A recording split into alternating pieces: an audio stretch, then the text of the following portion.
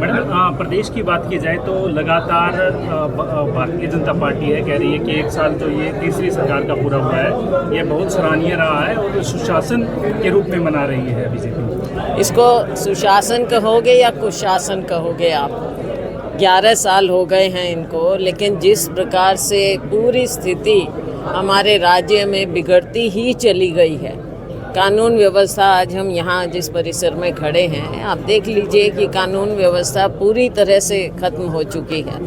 अपने यहाँ एसपी को बदला गया, एसएचओ को, क्यों? ड्रग्स एक दिन में कोई एक इंसिडेंट से नहीं हो सकता इस तरह का जो हुआ।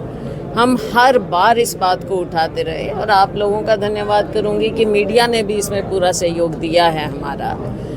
हर तरह से इस बात को उठाते रहे हैं, लेकिन हाँ जी तो हो जाती है। इस तरह के हादसे होते हैं तब ये हरकत में आते हैं। क्यों इनकी नाक के नीचे इतना कुछ हमारे ज़िले में, पूरे हरियाणा में ड्रग्स का इतना फैलाव हो गया है, घर घर में, गांव में, शहर में, जहाँ भी आप जाओ हमारे स्टूडेंट्स, हमारे नौजवान इससे त्रस्त होते चले जा रहे हैं। तो ये सरकार का कि आप निकम्मापन कहिए, क्या कहेंगे इसको? शासन तो कह नहीं सकते, कुशासन ही कहेंगे।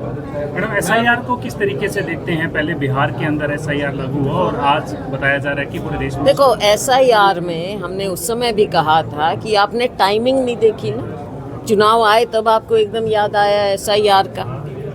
तो कहीं ना कहीं इलेक्शन कमीशन पर सवालिया निशान उस बात से लगा था। हम किसी चीज़ के खिलाफ नहीं हैं, लेकिन हम इस बात के ज़रूर खिलाफ हैं कि इलेक्शन कमीशन पर पक्षपात का धब्बा नहीं लगना चाहिए। इलेक्शन कमीशन जिम्मेवार है कि पूरी तरह से देश में फ्री और फेयर इलेक्शन हो, ये उनका कार्य है करवाना। तो अगर एक भी नागरिक खड़ा होकर सवाल उठाता है तो ये उनको इस बात के लिए क्लियर करना पड़ेगा और लोगों के सामने आना पड़ेगा। एक अमेरिका लगातार डिपोर्ट कर रहे हैं भारतीयों को, कल परसों भी हरियाणा के खासकर जो युवा हैं वो डिपोर्ट किए गए हैं, अब क्या कहेंगे? देखो, जिस तरह से मूल अगर हम समस्या में जाएं, मूल समस्या ये है कि यहाँ पर रोज़गार की इतनी कमी है, इतना अभाव है, और फिर जैसा हम अभी बात कर रहे, नशे का इतना काम मिल नहीं रहा। तो बच्चे बेचारे बेशक डोंकी रूट है वो लेकर जाते हैं, इलीगल वहाँ पर इमिग्रेंट्स हो जाते हैं, और उनको कैसे पकड़कर, जो बेचारे बच्चे सब कुछ बेचकर उनके परिवारों ने उनको भेजा है, उनको भी क्रिमिनल्स की तरह ट्रीट किया जाता है और वापस भेजा जाता है। तो इस पूरी बात के लिए सरकार को उसकी जवाबदेही है कि क्यों बच्चे ऐसे, और क्यों ऐसे जो एजेंसीज हैं उन पर क्यों नहीं अंकुश लग रहा है।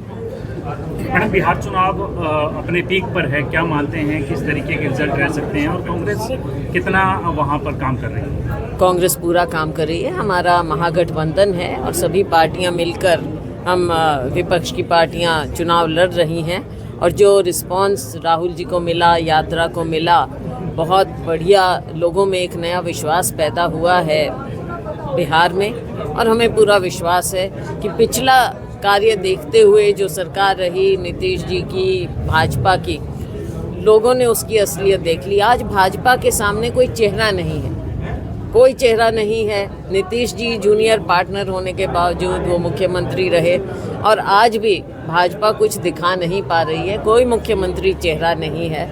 तो हमें पूरा विश्वास है कि महागठबंधन की सरकार बनेगी। कुमारी शैलजा भी चुनाव प्रचार के लिए तो टाइम ही नहीं बचा। मैं पीछे एक बार हम गए थे, कोई असल में जब चुनाव पीक पर आ जाता है तो पता नहीं हमको कितना हो, लेकिन अगर कुछ इस तरह की बात हुई तो जा भी सकते हैं।